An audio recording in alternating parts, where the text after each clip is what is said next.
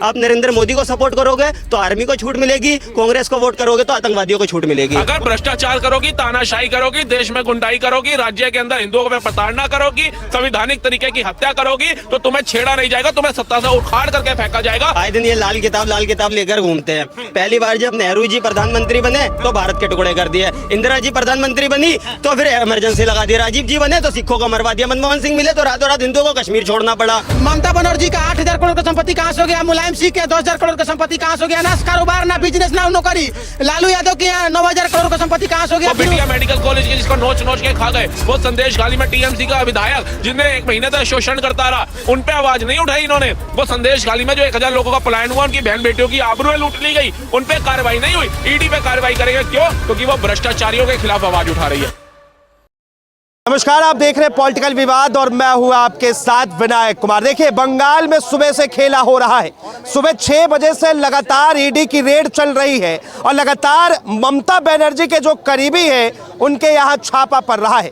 सवाल यह उठ रहा है कि आखिर ममता बनर्जी जो है क्यों इतना खलबली मचाई हुई है। लगातार कह रही है कि अमित शाह नौटी हो गए हैं, अमित शाह शरारती हो गए हैं और उन्हें जो है इस ईडी को अपने हाथों में लगाम लगाकर रखना चाहिए। इन तमाम मुद्दों पर बातचीत करने के लिए इस वक्त हमारे साथ सोशल एक्टिविस्ट राहुल मेहता है, जुड़े के बातचीत करेंगे। राहुल भाई, किस तरह देख रहे हैं बंगाल में जो है लगातार छापे चल रहे हैं? देखिए, जब भ्रष्टाचार करोगे तो छापे ही चलेंगे, पापे तो मिलेंगे नहीं खाने को तुम्हारे को, तो छापे ही मिलेंगे भाई, पापे तो मिलेंगे नहीं सर्दी के मौसम में। तो भ्रष्टाचार मत करो। और मैं तो ये देख रहा हूँ कि जो देश नरेंद्र मोदी को तानाशाह कह रहा था 2024 के अंदर, देश के वो विपक्ष के नेता जो कह रहे थे, आज उनको तानाशाही नहीं दिख रही। जब ईडी के पेपर ही फाड़ दिया जाकर के ममता बनर्जी ने, आज वो तानाशाही नहीं दिख रही। जब गाड़ी से उतर गए, जहां ईडी रेड मार रही है वहां पे पहुंच करके हस्तक्षेप कर रही है सरकारी काम के अंदर, तो इससे बड़ी तानाशाही का उदाहरण क्या होगा पूरे देश के लिए, उन लोगों के लिए जो दुहाई देते हैं संविधान की किताब पकड़ के। अरे तानाशाही तो अमित शाह और नरेंद्र मोदी कर रहे हैं। क्या उन्होंने कहा भ्रष्टाचार करो? अमित शाह जी गए थे घर में कि भ्रष्टाचार करो, 100 हजार करोड़ रुपए की घपले करके बैठ जाओ और ईडी आएगी तो मेरा नाम ले लेना। उन्होंने कहा था क्या? मोदी जी गए थे क्या घर में? पूछिए ना इनसे, तानाशाही कर रहे हैं क्या? मोदी जी ने कहा ईडी का तो काम है, अपना काम कर रही है वो संस्था, किस लिए? आप बताइए। अब स्कूल में बच्चा पढ़ने ही जाएगा ना, आपको यार पढ़ाई क्यों करा रहे हो यार स्कूल में? ये भी मोदी का दोष है, बच्चों को खेलने कूदने देना चाहिए। तो ईडी का जो कर्तव्य है वो कर्तव्य निभा रही है। ममता बनर्जी तो कह रही है कि भैया ईडी जो है वो कहीं ना कहीं प्रधानमंत्री मोदी के हाथों का मोहरा है, जहां फेंकते हैं वहीं जाता है। सारे ही मोदी का बोरा है भाई, सारे के सारे मोदी का बोरा है। अभी ट्रंप ने बोल दिया कि मोदी जब 2014 में प्रधानमंत्री बने तो मेरे पास आ रहे थे कि मैं आपके देश आ सकता हूँ। तो ये सारे विपक्षी उछल के कूद के नाच रहे थे, राहुल गांधी का रिश्ता पक्का हो गया है। यही 29 कंट्रियों ने सर्वोच्च सम्मान दे दिया, ये भी मोदी ने खरीदा होगा, उनसे गिड़गिड़ा के मांगा होगा। जैसे अभिनंदन आ गया कतर से 7 सैनिक आ गए, ये भी गिड़गिड़ा के ही आए होंगे, ये भी मांगे होंगे। कीड़े हैं वो तो सारे मधुमक्खी हैं, मोदी के इशारों पे काम करेंगी। पपुआ लूनिया का पैर छू रहा था, ऑस्ट्रेलिया कह रहा मोदी दबो, ये भी सब पप्पू पोपट होंगे मोदी के। क्या बेवकूफ वाला बयान देते हैं ये सीएम, इनको बना कौन देता है मुझे तो समझ नहीं आता। कह रही है कि अगर ये छापा नहीं रोका गया तो बंगाल के अंदर बीजेपी को 0 सीट आएगी। अरे वो वक्त बताएगा, वक्त बताएगा 0 पे कौन आता है। अभी ये टूटी चप्पल टूटी टांग चलती है या देश के अंदर हिंदुत्व की लहर चलती है या देश के अंदर संवैधानिक और लोकतंत्री देश की लहर चलती है, ये वक्त बताएगा। चंद ही महीने रह गए हैं।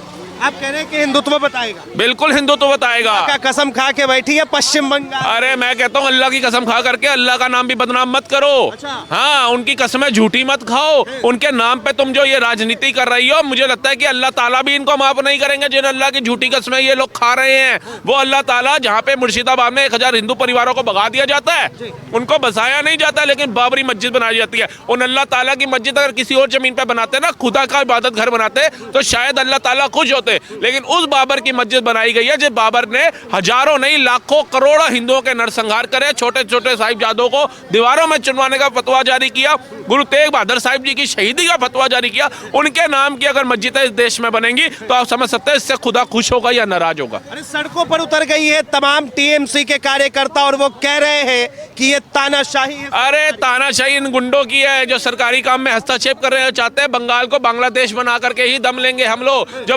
बांग्लादेशियों का संरक्षण कर रहे हैं, लेकिन वहां के हिंदुओं पे जो प्रताड़ना हो रही है उसका संरक्षण नहीं करते हैं, उनके लिए आवाज नहीं उठाते हैं। वो बिटिया मेडिकल कॉलेज की जिसको नोच नोच के खा गए, वो संदेश खाली में टीएमसी का विधायक जिसने 1 महीने तक शोषण करता रहा, उन पे आवाज नहीं उठाई इन्होंने। वो संदेश खाली में जो 1000 लोगों का पलायन हुआ, उनकी बहन बेटियों की आबरूएं लूट ली गई, उन पे कार्रवाई नहीं हुई। ईडी पे कार्रवाई करेंगे, क्यों? क्योंकि वो भ्रष्टाचारियों के खिलाफ आवाज उठा रही है, वो भ्रष्टाचारियों को जेल में डालने का काम कर रही है, ये उन पे आवाज उठा रहे हैं। मैं कहता हूं ममता बनर्जी, तुम जितना दहाड़ रही हो, जितना आगे बढ़ रही हो, उतने तुम्हारी किताब के पन्ने पलटते जा रहे हैं और पूरा देश देख रहा है। पन्ने पलटने की बात कर रहे हैं, ममता बनर्जी तो कह रही है कि भैया अगर मुझे छेड़ा गया तो फिर बीजेपी का पूरा काला सच सामने ला। ओ भैया, ये तो मोदी है, नागिन को भी छेड़ते तो उसके दांत तोड़ देते हैं। तुम किस खेत की मूली हो?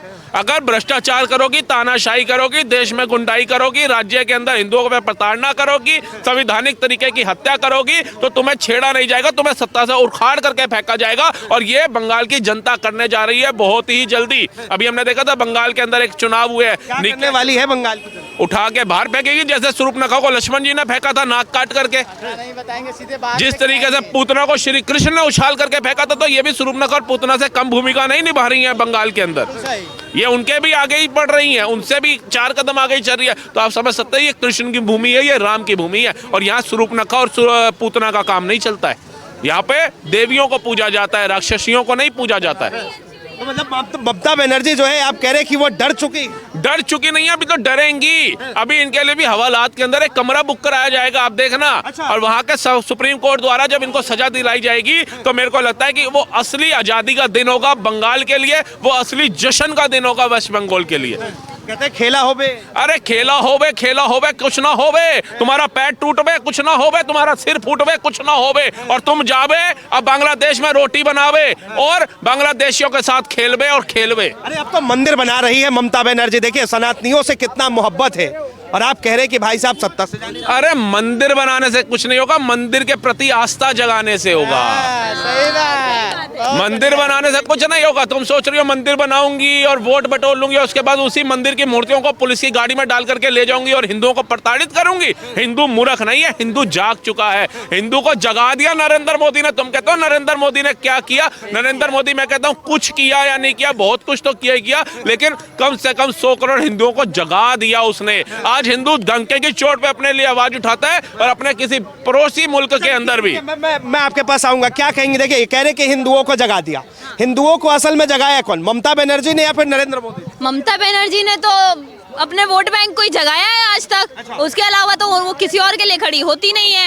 जब वो बाबरी मस्जिद को बनने से नहीं रोक सकती वहाँ पे, तो आप कैसे कह सकते हैं कि वो हिंदुओं की आस्था के साथ खड़ी है? ममता का दिल इतना बड़ा है कि वो सबको एक जब दिल इतना बड़ा है तो बाबरी भी अपने दिल में बना लेती ना। बंगाल में जगह देने की जरूरत क्या थी? अपने दिल में बना लेती मस्जिद भी। बाबरी मस्जिद जो 6 दिसंबर को तोड़ी थी, वो तो इनके दिलों में आज भी जिंदा है। तो इस मस्जिद को भी अपने दिल में ही जगह दे लेती। ममता बनर्जी बंगाल की सड़कों पर निकल गई है, कह रही है कि तांडव हो। चुनाव आने से पहले ही सड़कों पे आ गई है। कितने बुरे दिन आ गए हैं, आप खुद ही बता रहे हैं। चुनाव आने से पहले सड़कों पे ममता बनर्जी खुद ही आ गई है। उन्हें पता है चुनाव में अब की बार भाजपा आने वाली है और उन्हें सड़कों पे ही आना है, तो वो अभी से प्रैक्टिस शुरू कर रही है ताकि आगे चल के दिक्कत ना हो सड़क पे। ईडी भेज के भाजपा जो है चोरी करवा रही है। अब देखिए, ईडी जो है एक पर्टिकुलर ऑर्गेनाइजेशन है, लेकिन उसके बावजूद इनका कहना है ईडी तो अभी केजरीवाल कहते थे कुछ समय पहले तक ईडी भाजपा की है, ईडी सीबीआई भाजपा की है। अब ममता बनर्जी कह रही है ईडी सीबीआई भाजपा की है। अब देखिए, जिसने ईडी सीबीआई को भाजपा का कहा, उसके हाथ से सत्ता गई, भाजपा को सत्ता मिली।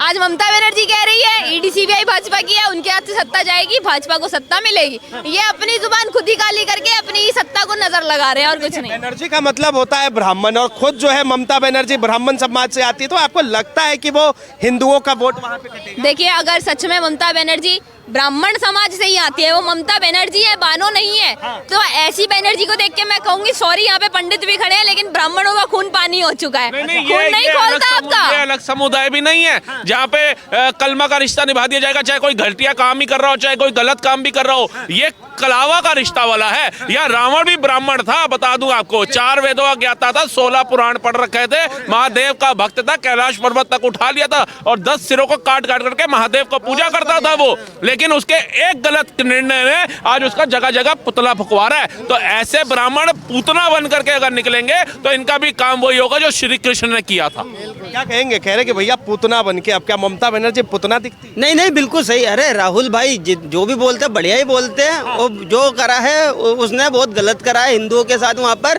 और वो जो ईडीआई की मैंने भी सुनी है, वो भाई जो राहुल भाई जो बोल गए ना, उनसे ज्यादा नॉलेज तो है नहीं, लेकिन जो बोलते भाई बहुत बढ़िया बोलते हैं। ममता बनर्जी कह रही कि भैया अमित शाह जो है बड़े शरारती हो गए। अरे तो वो तो शुरू से ही शरारती है। मैं कह रहा हूँ थोड़ी सी शरारत एक बार योगी जी की भी देख लो, योगी जी को आ जाने दो। योगी जी की थोड़ी सी शरारतें देख लो, उनकी शरारतें तो देखी भी नहीं है। और अगर एक बार योगी जी की शरारतें देख ली तो ये बताने लायक भी नहीं रहेंगी। सही बता रहा हूँ भैया। मुझे ऐसा किस तरह का शरारत करते? यार देखो, अभी भैया बोल के गए हैं कि नरेंद्र मोदी ने हिंदुओं को जगा दिया। मैं नहीं मानता, मैं मानता हूँ योगी जी ने हिंदुओं को जगा दिया है। क्योंकि जो योगी जी ने कर दिया है ना तो वो मोदी ने करा है, और आने वाले इतिहास में ना कोई बीजेपी में आकर कर पाएगा। हाँ जी, आप कह रहे हैं कि अब जो है जितनी शरारत कर दी ना अमित शाह ने, उधर विपक्ष वाला का कच्चा भी नहीं बचता है। एक मिनट चाचा, अरे एक मिनट सुनिए, इधर आइए। मुमताज बनर्जी कच्चा कहाँ पहनती? अरे किसे कह रहे हैं आप ये? भाई मैं विपक्ष की बात कर रहा हूँ, जो ये ब्लेम लगा रहे हैं ना बीजेपी पे, उनकी बात कर रहा हूँ ब्रदर। मैं ममता बनर्जी तो कह रहे हैं मैं खुल के सामना करूंगी। किसका सामना करेगी? बीजेपी का, चाहे नरेंद्र मोदी हो चाहे अमित शाह हो। किसने सामना किया? किसी ने किया अभी तक? किसी ने कराया है बीजेपी का सामना है? अब जो आ रहे हैं अभी ये सामना करने पर चल रहे, 70 साल ये दूसरे राज करके, जब तो इनकी ईडी पीडी सभी इनकी थी, कोई ऑब्जेक्शन नहीं उठावे देंगे है। और अभी ये सरकार चल रही है बीजेपी एक नंबर में, काम जो सारी दुनिया पसंद कर रही है इनको, अभी ये आंगली लगा रहे हैं। अब ये बोल रहे हैं वो कर दिया, ये कर दिया। भाई क्या कर दिया? तो कह रहे बंगाल में 0 सीट आएगा बीजेपी का। किसका आएगा? बीजेपी। अभी रिजल्ट आपके सामने ही आएगा, अभी देख लियो क्या 0 आएगा, क्या आएगा भैया। बीजेपी को प्रचार करने के लिए ना बीजेपी को जरूरत नहीं है, विपक्ष के बतेरे बैठे हैं प्रचार करने के लिए। और जहाँ जहाँ जो उसकी विपक्ष का बुराई करता है वहीं से बीजेपी का कमल खिल जाता है। इतने 26 दल बनाकर बैठे ना, और तुम्हें पता दल दल में ही फूल खिलता है। तो भैया यहाँ जहाँ ये जो इनका दलदल है ना, वहाँ जहाँ ये गंदगी बनाए, गंदगी में कमल खिलता है।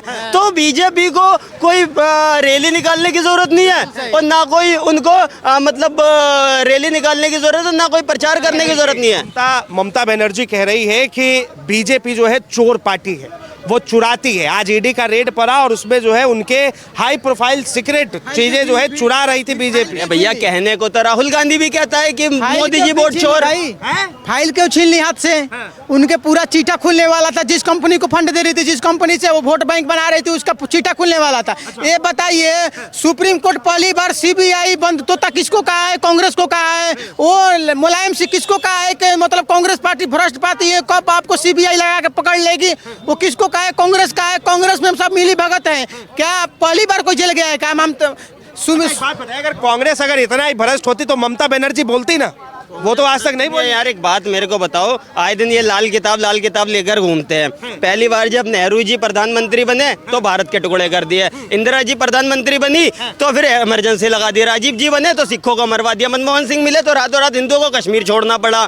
तो भैया भ्रष्टाचार कौन है ये बताइए ना। और किसने हिंदुओं को इतना वो करा है, मतलब दुख मतलब दिया है, कितना वो हिंदुओं को इतना प्रेरित किया है। भैया आंखें खुल चुकी हैं। और 2014 के बाद राहुल गांधी को नदी में तैरना आ गया, इनको मंदिर की याद आ गई, सबको गरीब याद आ गए 2014 के बाद। अभी समझ रहे हो ना, इससे पहले ना किसी को गरीब याद आ रहा था, ना इनको तालाब में मछली पकड़नी आ रही थी, ना इनको मंदिर बनाने आ रहे थे। अरे तो वो कहते हैं ना कि बीजेपी जो है अमीरों की पार्टी है, उनको अरबों का एक बात मेरे अरबों का फंड मिलता है। एक बात मेरे को बताइए, टेढ़ी नाक वाले मौलाना अखिलेश यादव से ही चालू कर लेता हूँ मैं। इनके पिताजी प्राइमरी स्कूल में टीचर थे, जो मैंने जहाँ तक सुना है और जो भी उनके साथ पढ़ा है। तो उन पे इतनी 8 से 10 करोड़ हजार की संपत्ति है, वो कहाँ से आ गई यार? इतनी मतलब सैलरी होती है क्या? नहीं। कांग्रेस पार्टी ने 3 पीढ़ियों ने 3 पीढ़ियों ने ना कोई बिजनेस करा, ना कोई जॉब करी है। इतने करोड़ के मालिक कैसे बन गए मुझे भी नहीं पता चला। मैं कह रहा हूँ नरेंद्र मोदी जी की अगर पूरी कैलकुलेशन, पहली बात तो उनके खानदान का कोई पार्टीशन नहीं है, कोई राजनीति नहीं है। उनकी पूरी भी लगाओगे ना तो 3 से 4 करोड़ की ज़्यादा संपत्ति नहीं है, ठीक है। योगी जी का तो कुछ है ही नहीं, योगी जी कर किसके लिए? और ये दोनों ममता बनर्जी का भी तो कुछ नहीं है। और यार आपने अभी मैं थोड़ी देर पहले यहाँ खड़ा होकर सुनना था। का भतीजा है, ममता बनर्जी का भतीजा है। और जितना मोदी जी खाते पीते ना है उतना यूट्यूब से, इंस्टाग्राम से, फेसबुक से पैसा कमा लेते, आपको पता ना है। बिल्कुल, इंस्टाग्राम पर देखिए 99.39 मिलियन किसका फॉलोअर है भाई? तो मोदी जी का। अब देखिएगा कांग्रेस का राहुल गांधी कितना, तो 12 मिलियन, वहाँ भी वोट चोरी हो गया है। लोग बोलते हैं कि मोदी चोर है। मोदी चोर कहाँ है? ना किसी का फैक्ट्री है, ना किसी का घर में बिजनेस है, ना किसी का रोजगार है। ममता बनर्जी का 8,000 करोड़ का संपत्ति कहाँ से हो गया? मुलायम सिंह के 10,000 करोड़ का संपत्ति कहाँ से हो गया? ना कारोबार, ना बिजनेस, ना नौकरी। लालू यादव के यहाँ 9,000 करोड़ का संपत्ति कहाँ से हो गया? फिर उस आप कैसे पूछ सकते कि ममता बनर्जी के पास इतना राहुल गांधी के 40,000 करोड़ का संपत्ति कहाँ से हो गया? बाकी मोदी चोर हो गया, कैसे हो गया? मोदी योगी चोर कैसे हो गया भाई? मैं बता दूं, देखिए मैं तो भाग्य से हिंदू, सौभाग्य से ब्राह्मण हूँ। मेरे जैसे जो लोग हैं ना, जो मेरी उम्र के, मेरी जैसी मानसिकता जो रखते हैं, वो एक बार डांसर को फ्रेंड बनाने को तैयार नहीं होते। लेकिन कुछ लोग राजमाता बनाकर बैठे हैं, समझ से बाहर है। चमचों की हालत बाहुबली के कटप्पा की तरह हो चुकी है। पता है राजमाता गलत है, लेकिन उसके बाद भी चमचागिरी करने का वचन दे रखा है। दूसरी बात, मैं किसी पार्टी का सपोर्ट नहीं करता, लेकिन जितनी मैंने राजनीति पढ़ ली ना, अब जागने के बाद यही बात समझ में आई है भैया कि आप नरेंद्र मोदी को, मैं बीजेपी में भी लोग आएंगे जाएंगे, लेकिन मैं सिर्फ ये कहता हूँ, आप नरेंद्र मोदी को सपोर्ट करोगे तो आर्मी को छूट मिलेगी, कांग्रेस को वोट करोगे तो आतंकवादियों को छूट मिलेगी। बहुत बहुत धन्यवाद तमाम जानकारी के लिए। तो देखिए, ये हमारे साथ तमाम युवा थे, ये इनकी राय है। और जिस तरीके से पश्चिम बंगाल के अंदर रेड पर रहे हैं, ममता बनर्जी बौखला गई हैं और कह रही हैं कि भारतीय जनता पार्टी कहीं ना कहीं ईडी का गलत इस्तेमाल कर रही है। खलबली चारों तरफ है। बंगाल की सड़कों पर टीएमसी के तमाम कार्यकर्ता उतर गए हैं और लगातार केंद्र सरकार के खिलाफ नारेबाजी कर रहे हैं। इसे लेकर आपकी क्या राय है? अपनी राय जरूर दें। फिलहाल के लिए इतना ही। ऐसे तमाम खबरों के लिए देखते रहे पॉलिटिकल विवाद।